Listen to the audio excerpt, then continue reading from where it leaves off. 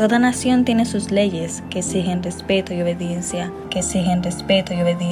Ningún gobierno podría subsistir sin ellas, Y es posible imaginarse que el Creador del cielo y de la tierra no tenga ley alguna para gobernar a los seres a los cuales creó,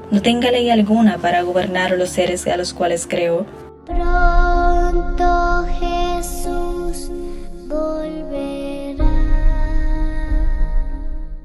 Hola, ¿qué tal, queridos amigos y hermanos? Bienvenidos a su programa Las Perlas Escogidas de los Testimonios. Hoy presentaremos la necesidad de una autoridad tanto divina como humana. Y para ello es necesario entender que como creyentes no debemos menospreciar la utilidad o la importancia de los gobiernos civiles. Son una necesidad en la actual condición de las cosas. Se convirtieron en una necesidad como consecuencia de la caída. La seguridad de los hombres y propiedades es algo bueno para controlar a los malvados, y lo que de otra manera sería una carrera salvaje y desenfrenada del crimen, se ordenó el gobierno civil. Se puso la espada en la mano del César y la ley estableció: quien derrame la sangre de un hombre, por el hombre será derramada su sangre. Por lo tanto, hemos de recibir esta palabra como autoridad suprema. Hemos de reconocer los gobiernos humanos como instituciones ordenadas por Dios mismo y enseñar la obediencia a ellos como un deber sagrado dentro de su legítima esfera. Pero cuando sus demandas estén en pugna con las de Dios, hemos de obedecer a Dios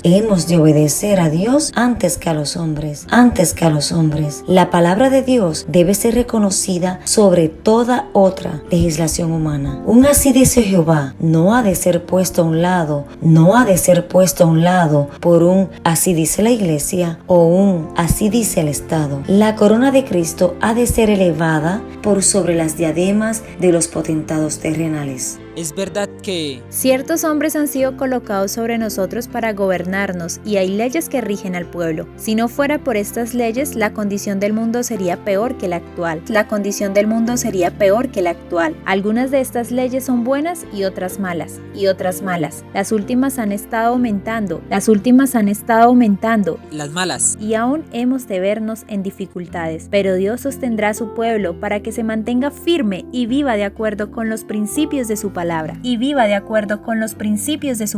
Porque en asuntos de conciencia ni el Estado ni la Iglesia tienen poder. Antes, proteger la libertad de conciencia es un deber del Estado y es el límite de su autoridad en materia de religión. Todo gobierno secular que intenta regir las observancias religiosas o imponerlas por medio de la autoridad civil sacrifica precisamente el principio de la ley de Dios, la ley de la libertad, ya que así como toda nación tiene sus leyes que exigen respeto y obediencia, y ningún gobierno podría subsistir sin ellas, la pregunta es posible imaginarse que el Creador del cielo y de la tierra no tenga ley alguna para gobernar a los seres a los cuales creó? Hagamos esta suposición. Supongamos que los ministros más eminentes se pusiesen a predicar que las leyes que gobiernan a su país y amparan los derechos de los ciudadanos no estaban más en vigencia, que por coartar las libertades del pueblo ya no se les debe obediencia. ¿Por cuánto tiempo se tolerarían semejantes prédicas? Dudo que no se toleraría por mucho tiempo. ¿Pero es acaso mayor ofensa desdeñar las leyes de los estados y de las naciones que pisotear los preceptos divinos que son el fundamento de todo gobierno? Por tal motivo,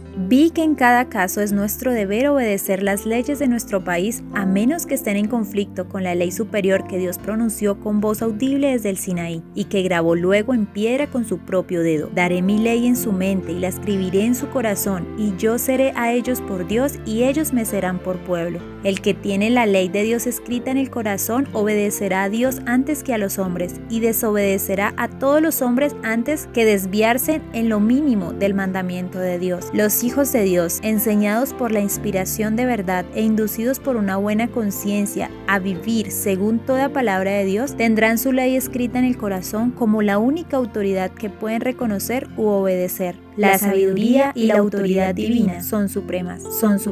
Una civilización tal es la que necesitamos, guiados por la sabiduría y la autoridad divina. pero lamentablemente los hombres están dispuestos a pisotear a la ley de Dios por considerarla como un obstáculo para su prosperidad material, porque ella prohíbe las prácticas deshonestas, la codicia, la mentira y el fraude. Pero ellos no se imaginan lo que resultaría de la abolición de los preceptos divinos. Si la ley no tuviera fuerza alguna, ¿por qué habría de temerse el transgredirla? ¿Por qué habría de temerse el transgredirla? Rechácense enteramente los límites impuestos por la ley divina y pronto se despreciarán las leyes humanas. La propiedad ya no estaría segura. Cada cual se apoderaría por la fuerza de los bienes de su vecino y el más fuerte se haría el más rico. Ni siquiera se respetaría la vida. La institución del matrimonio dejaría de ser baluarte sagrada para la protección de la familia. El que pudiera, si así lo desease, tomaría a la mujer de su vecino. El quinto mandamiento sería puesto a un lado junto con el cuarto. Los hijos no vacilarían en alentar contra la vida de sus padres, si al hacerlo pudiesen satisfacer los deseos de sus corazones corrompidos. El mundo civilizado se convertiría en una horda de ladrones y asesinos, y la paz, la tranquilidad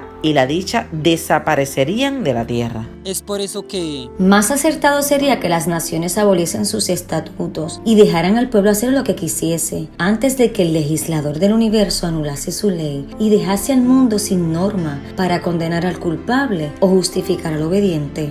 recordemos que En todas las generaciones y en todos los países, el verdadero cimiento y el modelo para la edificación del carácter han sido los mismos. La ley divina: amarás al Señor tu Dios con todo tu corazón y amarás a tu prójimo como a ti mismo. El gran principio manifestado en el carácter y en la vida de nuestro Salvador es el único cimiento y la única guía seguros. amén. Veamos el ejemplo del Salvador. El gobierno bajo el cual Jesús vivió era corrompido y opresivo. Por todos lados había abusos clamorosos, extorsión, intolerancia y crueldad insultante. Sin embargo, el Salvador no intentó hacer reformas civiles, no atacó los abusos nacionales ni condenó a los enemigos nacionales. No intervino en la autoridad ni en la administración de los que estaban en el poder. El que era nuestro ejemplo se mantuvo alejado de los gobiernos terrenales, no porque fuese indiferente a los males de los hombres, sino porque el remedio no consistía en medidas simplemente humanas y externas. Para ser eficiente, la cura debía alcanzar a los hombres individualmente y debía regenerar el corazón. Amén. Es por eso que No se nos pide que desafiemos a las autoridades. Nuestras palabras, sean habladas o escritas, deben ser consideradas cuidadosamente, no sea que por nuestras declaraciones parezcamos estar en contra de la ley y del orden y dejemos constancia de ello. No debemos decir ni hacer ninguna cosa que pudiera cerrarnos innecesariamente el camino. Debemos avanzar en el nombre de Cristo, defendiendo las verdades que se nos encomendaron. Si los hombres nos prohíben hacer esta obra, entonces podemos decir como los apóstoles: juzgad si es justo delante de Dios obedecer antes a vosotros que a Dios, porque no podemos dejar de decir lo que hemos visto y oído. Otro ejemplo que encontramos es en el profeta Daniel. Daniel poseía la gracia de la genuina mansedumbre, era leal, firme y noble. Trató de vivir en paz con todos y sin embargo era imposible de torcer, como el glorioso cedro, donde quiera que hubiera un principio envuelto. En todo lo que no ofreciera el conflicto con su lealtad a Dios, era respetuoso y obediente hacia aquellos que tenían autoridad sobre él, pero poseía un concepto tan alto de las exigencias divinas que los requerimientos de los gobernantes terrenales eran colocados en un lugar subordinado. Ninguna consideración egoísta lo inducía a desviarse de su deber. El carácter de Daniel es presentado al mundo como un notable ejemplo de lo que la gracia de Dios puede hacer por los hombres caídos por naturaleza y corrompidos por el pecado. El relato que tenemos de su vida noble y abnegada es un motivo de aliento para el común de los hombres. De él podemos obtener fuerzas para resistir noble y firmemente la tentación, y con la gracia de la mansedumbre preservar en todo lo recto, bajo la más severa prueba. Amén. Y como consejo para nosotros, No es prudente censurar continuamente lo que están haciendo los gobernantes. Nuestra obra no consiste en atacar a los individuos o las instituciones. Debemos ejercer gran cuidado para no ser interpretados como opositores a las autoridades civiles. Es verdad que nuestra guerra es agresiva, pero nuestras armas deben basarse en un claro "así dice Jehová". Así dice Jehová. Nuestra obra consiste en preparar un pueblo que subsista en el gran día de Dios. En el gran día de Dios. No debemos desviarnos y entrar en cosas que estimulen la controversia, ni despertar antagonismo en los que no son de nuestra fe. Por lo tanto, ejerzan cuidado nuestros hermanos y hablen cautelosamente en todo momento y en toda circunstancia. Sean todos cautos, no sea que por expresiones temerarias provoquen un tiempo de aflicción antes de la gran crisis que ha de probar las almas de los hombres. Dejemos a Dios la responsabilidad de condenar a las autoridades y a los gobiernos. Con mansedumbre y amor defendamos como centinelas fieles los principios de la verdad tal cual es en Jesús. Amén, que así sea. Y esto está en relación con lo que Pablo le pide a Tito que instruya a la iglesia en el sentido de que, aunque debe confiar en los méritos de Cristo para la salvación, la gracia divina, morando en sus corazones, los inducirá a cumplir fielmente todos los deberes de la vida. Recuérdales que se sujeten a los gobernantes y autoridades, que obedezcan,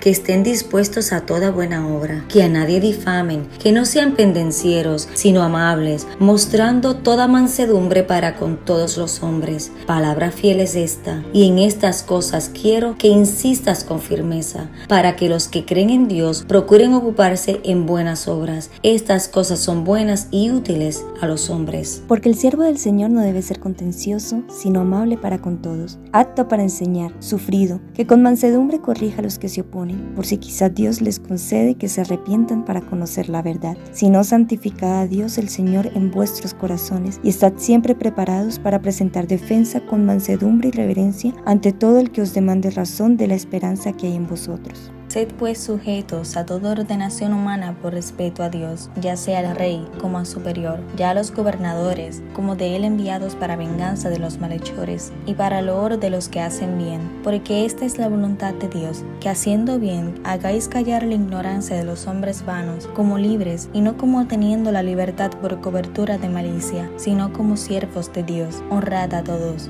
Amad la fraternidad, temed a Dios, honrad al Rey. Amén, que todas estas palabras sean grabadas en nuestros corazones por el Espíritu de la verdad. Y aquí, queridos amigos y hermanos, la perla de gran valor. Los que desprecian los requerimientos de Dios en esta vida no respetarían su autoridad si estuviese en el cielo. Esto es para meditar. Dios nos bendiga rica y poderosamente y nos vemos en un próximo programa. Feliz y gozoso Santo Sábado.